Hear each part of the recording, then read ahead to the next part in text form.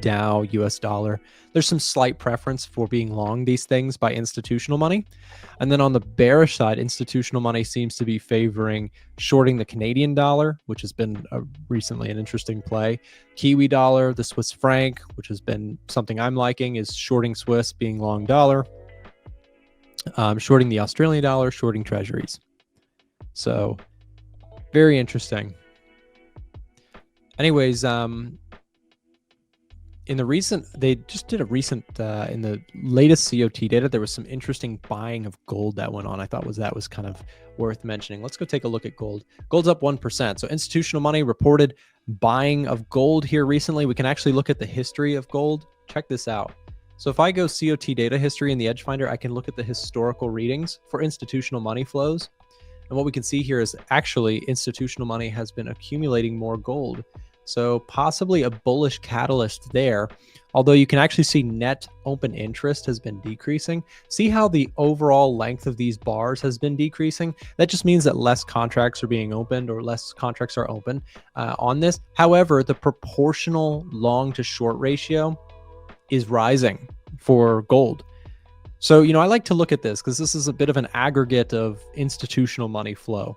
Where is it flowing? Is it going into gold? Is it going out? Well, right now it seems to be going into gold, which is very interesting. You have a little bit of a mixed market perspective here, right? You've got kind of this pattern going on. Can we see the breakout here? I do have a gold long position, but it's not traditional. I have a GDX short put at $35 per share. So with prices popping up almost 3%, this is why this is the double-edged sword of trading GDX. I am shorting puts on GDX. That is a bullish position on GDX, which moves a lot more than gold. So it's up 3% almost today. It moves down harder and up harder. So I have a GDX short put, which is a bit more volatile, but that's a play I've got right now. So gold moving up definitely favors GDX. How do you manage risk? Well, for me, there's many ways to manage risk beyond just a stop loss. Now, it is very easy for somebody who is new to this stuff and does not know too much to just say, oh yeah, I'll just do no stop loss and it will be, easy money. But when you do have to deal with a serious drawdown, it can get dicey pretty quick. So how do you manage risk? Well, the answer is, in my, experience, what I do, I know something about this market, which is I cannot control what this chart does. This chart could drop off the face of the earth for 6 months. It could get real ugly. How am I going to survive that? Well, what I can control, and what we can all trade as traders control, is our sizing. So for me, the big thing with dollar cost averaging is the smaller I start, the more I have room to be wrong before I'm ultimately right. If you're dollar cost averaging and you're heavy right here, and then you're going way heavier right here, it only takes one time where the market does not rebound well to crush your account. So to avoid that, my approach is incredibly small sizing and just looking to scale in patiently and not aggressively. And one thing that I like to do with dollar cost averaging is actually put time in between my next trade. Even if this market were to, for example, drop here and let's say I take a trade and then it's very quickly here, I'm not going to add a second trade too quickly to when I first took the first trade. So I might actually wait an extra day, and that might allow me to actually get in down here for my second trade. So duration between entries, as well as distance between entries and sizing between entries, dollar cost averaging to people who are reckless with it can just be straight up gambling. But dollar cost averaging with a very conservative and risk-adverse approach can actually be quite a great way, in my experience, to trade the currency market. So just, there's different styles, different things for everybody, but we'll have to see. Also, James, we've got just about 3 minutes here, so I'm going to stick around for just a few more minutes. Got 2.5 minutes before services PMIs. You and I have actually done this a couple times now, but PMIs pretty key to determining the state of the U.S. economy. And as I mention every time, the services component of the U.S. economy is a very large part. Now, manufacturing numbers came in for PMI numbers last week. They came in better than expected. Services, we're going to see if they can match that same energy. Can we get the same kind of results, same kind of outperformance or better than expected numbers for services PMIs? I'm going to switch over just so we can react to this together. We've got all markets here, or a bunch of the core ones. You've got the stock markets over here, so Russell, NASDAQ, SPX, US 30, and then you've got the dollar index here, gold here, Bitcoin here, oil here. So we'll keep an eye on all of that, and we've got about a minute and a half. So we'll see. The Edge Finder is the #1 trading tool for 2025. The Edge Finder is constantly scanning for new data and information to give you the advantage when it comes to trading your favorite assets. Easily stay up to date with the latest sentiment, technical, and economic data, all within the Edge Finder. The Edge Finder scores on 12 different metrics to give an overall bullish or bearish bias, so you can have more confidence when you're ready to take a trade. The Edge Finder is a one-time payment, which means all future updates and improvements come 100% free of charge. Start your new year off right and upgrade your trading with the Edge Finder. Also, so quick question before we get there, James. Does services PMI, does that weigh into your decision-making process at all with the euro dollar positioning? Not immediately. If we start seeing a decline in whatever data point or an increase in data points, I'll account for it. But overall, a general news release won't sway my overall direction on the market. Sure. But yeah, I mean, in terms of trading in this situation, if we get a spike to the upside, I'll likely go shorts for a very short-term mean reversion. But yeah, we'll have to see. Yeah, and sure, that would be perhaps like a big miss in services PMIs would actually create some dollar weakness, and maybe there's some bigger moves that move higher on the euro dollar, in which case you might be able to get some better entries, etc. So but I tend to agree, one singular data point doesn't dictate, for me it's straight up the scoring mechanism that we use. One of these is not going to completely change it, but it has the potential to possibly tilt the bias that I have. So anyways, we've got just about 20 seconds to go here. We'll go ahead and roll our quick breaking news.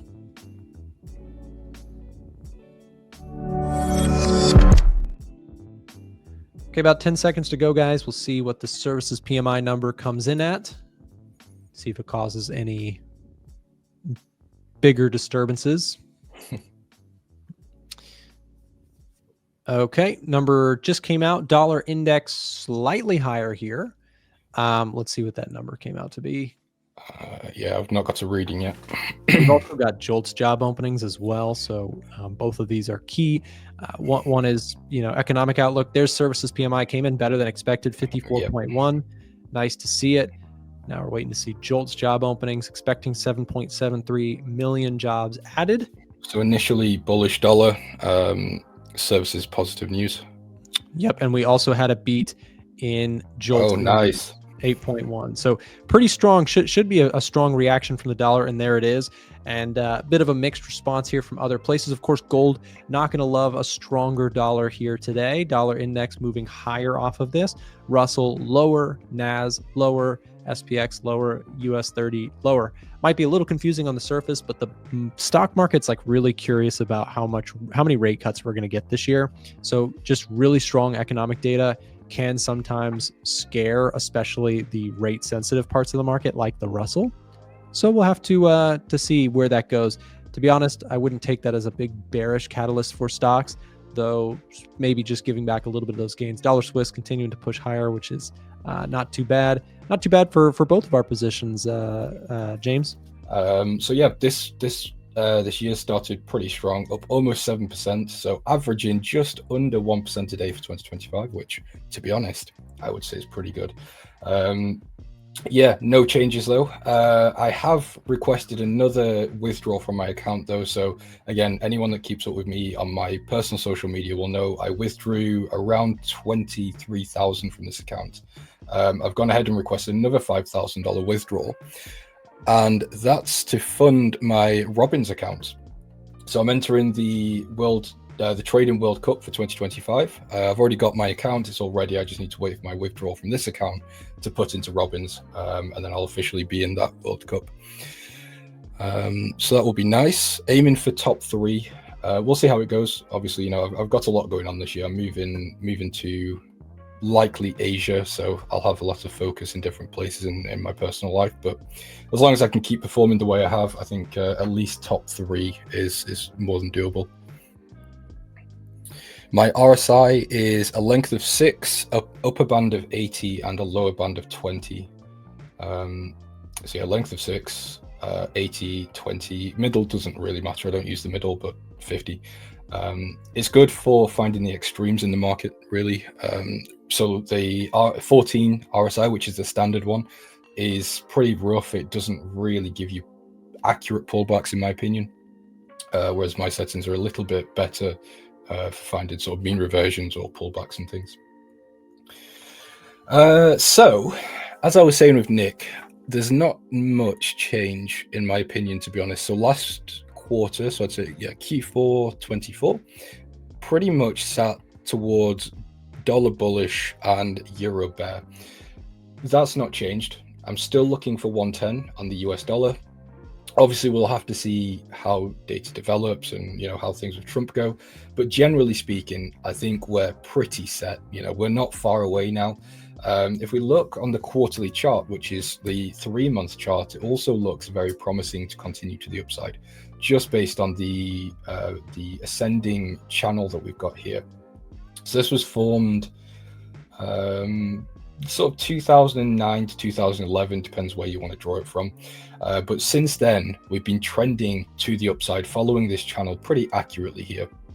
So if we're looking really for the channel to be respected as, you know, you would expect one to be respected, we could at least see these previous highs up here get touched around 113 to 114. And then, you know, if we continue to see positive data, it wouldn't be a shock if we come to sort of the top of this ascending line around 120. 120. Of course, those are big targets. This is a 3-month time frame, so it might not happen within the next week, 2 weeks, 3 weeks, but it's worth paying attention to. Obviously, technical levels are, especially large time frame technical levels, are still very relevant. What part of Asia?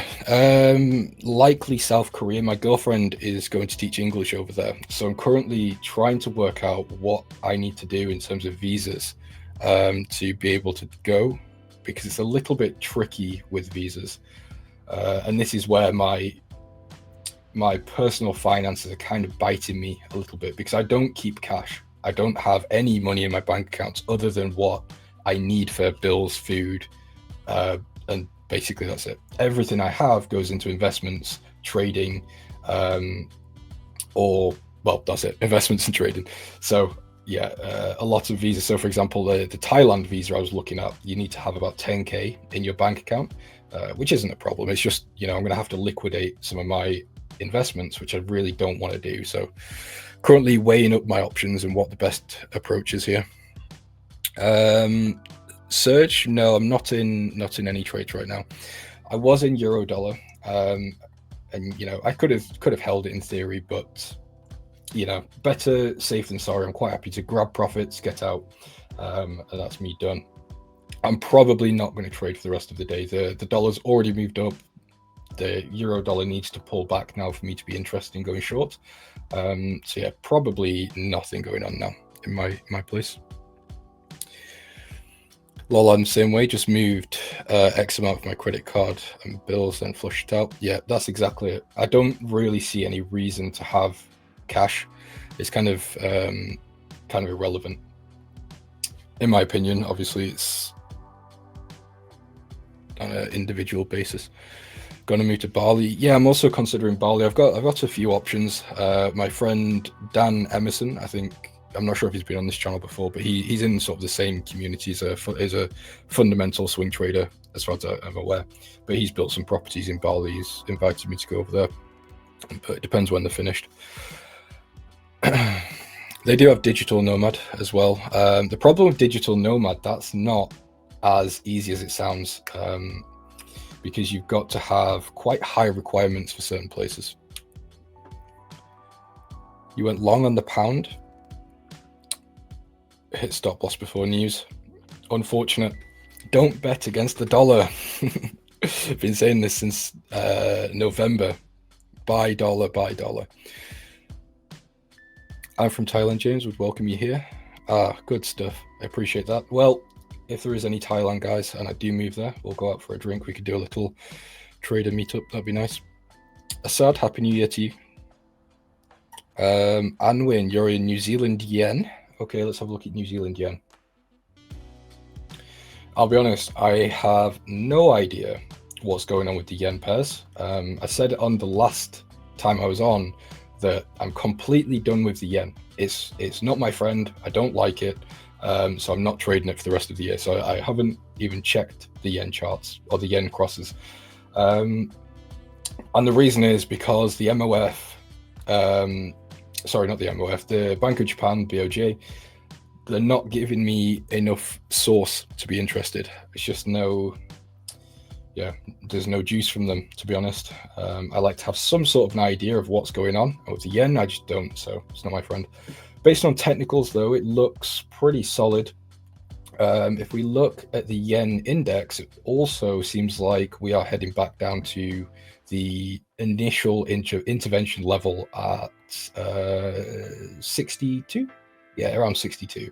So path of least resistance, I guess, is to the downside on the yen. So I would look towards buying. Actually, if you want to go on the yen, I'd say dollar yen is possibly the best one.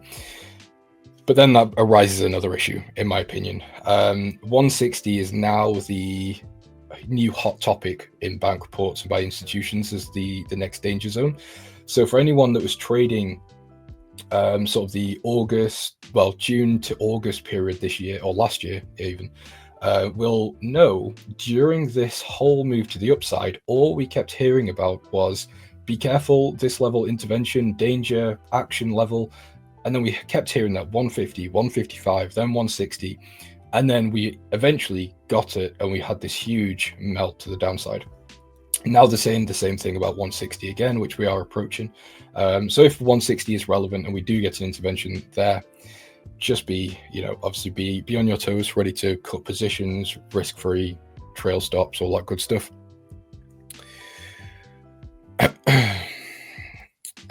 Come to Singapore? No, absolutely not Singapore. Moving to Asia to capitalize on the low cost of living. Singapore, as far as I'm aware, is pretty expensive, on par, if not higher than the UK.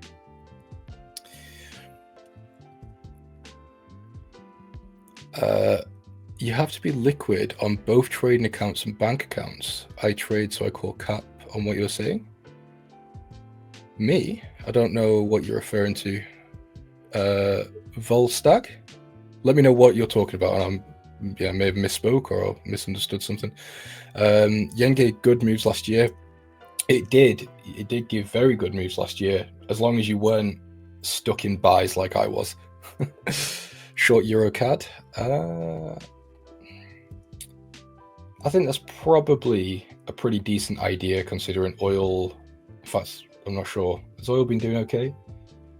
Yeah. Oil's performing quite well. I'm just a little bit concerned where the price currently is with the 200-day moving average here, weekly moving average here.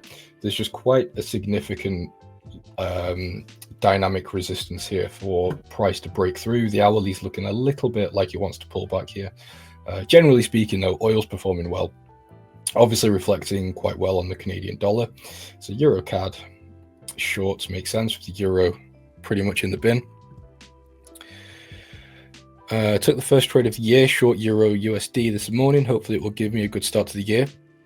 Great stuff. Yeah, Euro dollar shorts have been my bread and butter for the past couple of weeks. Sean, you love Singapore. I've never been to Singapore. It looks beautiful. I'd definitely visit, but I'm not sure about moving though. Yeah, 160 is definitely looming. Just reading the chat here, sorry. Give me a second. The carry trade unwind paid my last vacation. Well, you're welcome, Marcus, because I lost a lot of money in that unwind, so give me credit for that. So we're down. I'm looking at a little hedge action today. I think the Qs are maybe better postured for a hedge play. We're already down 1.4%. Son of a gun.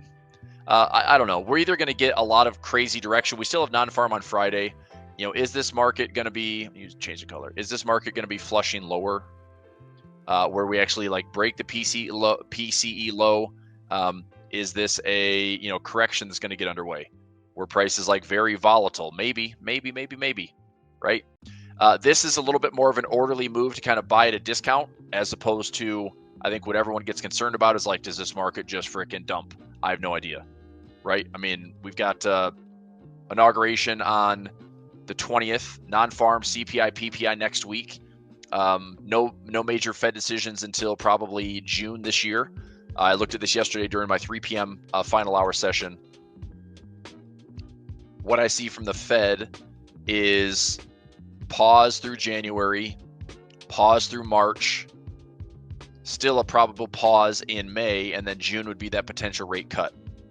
Okay, and now I think I took a screenshot of this. There is a potential that the market's actually pricing in a freaking rate hike. I don't see it right now. Like, everything looks like they're just kind of pricing in at some point between June and September a 25 basis points cut, but I don't see a hike on the table as far as the probabilities, right? I mean, do you see any of this? So to show a hike as far as the futures tool or the Fed tool, we'd have to see a 4.50 to 4.75. We'd have to see a histogram popping up here somewhere on the radar, and it's nowhere to be found. Right? So even through January, there's nothing higher than, you know, a pause. Through March, nothing higher than a pause. May, nothing higher than a pause. Nothing higher than a pause. Maybe a cut. You know, so I don't see anything that shows the rate hike scenario this year, at least from the Fed Watch tool. Not yet. Now, this obviously can change. Who knows?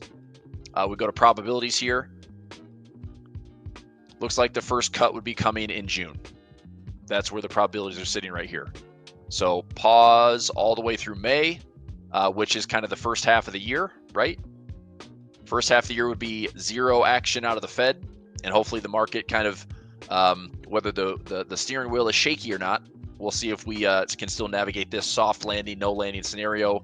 The Fed pivoted pretty hard in December, though, and I don't see any hikes on the table. But once we cut, it's interesting. Like, the probability right now is if there's one cut, that's showing one cut for the rest of the year. Now, all these are subject to change, but the Fed, as in December, 1 to 2 cuts for next year, and this is showing about one cut on the table. Okay, so anyway, interesting stuff out of the Fed. Did things get worse before they get better? I said one of the easier things to do as a bull would be to actually have the opportunity to, you know, buy the lows. I had some good hedges over the holidays that worked out really, really nicely. I think if we came back up, I think I'd take something that, Nick and Frank and I talked about yesterday, which is if we come back up towards the all-time highs, maybe looking at some hedge plays in there, as opposed to throwing one in now that's already down, 1.5%, 1.4%. It's like I kind of already missed some of the move. So if we keep bouncing around in here, and maybe this market is just going to chop around, right? There's still a lot of indecision, uncertainty. It's like, what does Trump lead with?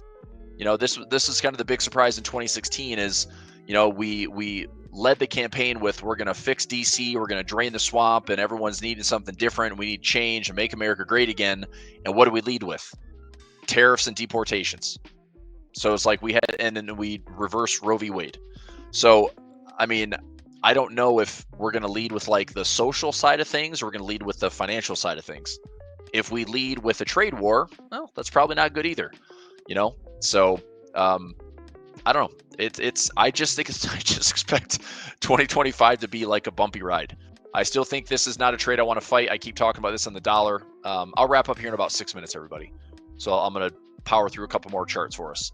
Dollar index, best case scenario on the dollar is if you are waiting for corrections, the dollar comes back to about 106 or 105.50, then offers buy opportunities to resume, you know, some type of bullish trend. I wouldn't be surprised if the dollar goes higher, right? If 10-year yields go up, bonds go down. I don't know how that's good for the equities market, but the dollar maintains bid through that, possibly. The dollar's had these bouts of indecision. This is not indecision, right? This seems like a very decisive dollar right now. I would say in order for me to get bearish on the dollar, we have to be less than 105.50. If we're less than 105.50, then I'm looking at, okay, sure, maybe this is a range trade. Maybe this is a liquidity play. Maybe this is efficiencies. But I don't think that we're going necessarily below 105.50. I think if we pull back at all, that's a base to then build support. And if we break out above this, we're going long. So I still like dollar long. And I say that because if the dollar long position gets us to 114, 115 on the dollar index, then I will back up the trade and put in like a macro trade here, where I will short the dollar for like 12 to 24 months. But until then, I'm trying to figure out where is the best spot to participate in dollar strength. You know, we had the squeeze here. I participated there initially, and then once we hit these highs, I was out. So I didn't get the extra, you know, I guess the extra chunk of dollar strength when I was just closing out at a high. Okay. So I think dollar strength prevails. Just see how it plays out. But if we're staying above 106 or 105.50, I still look for buying opportunities there. Oil, can we sustain a close above the 200 moving average? That's the question mark. Fake out there, a bit of indecision. But if we have a rally here with a bit of a bull flag, then yeah, this might look like we're heading higher. But don't hold your breath, because something might just snap this thing right back. So I still think this is tough price action right now until it's like open space. I think we've got to be greater than about 76 for me to say I think this this oil trade is for real. You know, now I took some trades in here. I did some bull call spreads and I had some profit in there, but I took a lot of partial profits because I was like, if this thing keeps pestering the floor, I think we break the floor. Now that inflation's gotten stickier, it looks like oil prices are going up. Okay, futures. Nat gas, I'm taking that long position on UNG. Speaking of gold, I mean, gold, same thing. It's really choppy. I'm looking for gold to come back into the 2,500 to 2,400 zone. Maybe this is just something like that, which I don't really love those patterns, but if it just goes indecisive, I think gold is still well bid. I'm just hoping we have a high, low, lower, high, lower, low. We had a great bull trend. If you have a fifth wave completion, 1, 2, 3, 4, 5, usually an ABC correction is the play. So am I short gold? No. I'm waiting for this ABC correction to be done and then look to scoop up some more gold to resume longs. That's what I'm waiting for. Okay, silver. Silver, I'm way more bullish if we make a poke towards 32 and change, and then we have a run towards 36. Until then, I'm just going to wait. There's really good support at 26. But it's holding really nicely at 29. So kind of a wait and see on silver, but I'm still bullish on it overall for my core position. Bitcoin, nice little run, pulling back. That is a flat pattern, in my opinion, something like this. So a high, low, I was looking for a flat pattern, and it seems like we just had a little bit more volatility, but a flat pattern that ends up coming a little bit lower. So I'm going to see if we come into the 90K. It's going to be 90K to 75K for me. Somewhere in that window, I'm going to start establishing more positions on my peripherals. Dow, we already talked about, that's US 30. So I'm looking for a little bit deeper correction. I'd love to see the Dow pull back 10%. So your US 30. If it pulls back, I'd watch this 200 moving average. Somewhere in here, I like the US 30. So I'd like to see maybe 41,000 get tested. So if this is a little bit of a flush, a little bit of follow through, but then we start to see some scooping up there. So 41,000 looks attractive. Aussie dollar, I'm still holding long, but small positions. Yep. So I'm building small on the Aussie dollar for right now and willing to take this thing down to 6,000. Again, I know I'm early. I'm very early to trade, but if the dollar pulls back in the short term, then maybe the Aussie dollar pops back to like 63 or 64. If that's the case, I'll take the profit. I've got 1, 2, 3 positions in, and I'll take some profit. You know, if I get this one better than break even and have 2 winners, I'll take profit. So I'm not trying to fight it, but if we end up flushing lower, then I'll just wait for that that trade down here at 6,000. So Aussie dollar, New Zealand dollar, I'm long. Dollar CAD, dollar Swiss, I'm long. So there's a bit of a hedge there, obviously. Dollar CAD, I'm still going to hold long. Non-farm is Friday, so we have employment news out of CAD and dollar. I don't know if this ultimately hits my profit target. Hopefully it does. If this one gives me a pullback, I might end up taking another buy trade to establish that follow through. I think we can hit 45 or 4,600 on dollar CAD. And dollar Swiss, I'm still holding to 9,200. Again, I'd like to add more to it, but I'm just not. I mean, I've got 1, 2, 3, 4. I've got 7 positions running right now, and I've got another like 25 running in my TastyFX account. So yeah, 9,200 is fine for me. Did you know we do a live trading show Monday through Friday with guests from all over the world? To get notified when we go live, click the bell button next to the subscribe button or check in at 9:30 a.m. Eastern Time. We have helpful, free content in the description below and on our website, a1trading.com. Thanks for watching today's video, and we'll see you tomorrow.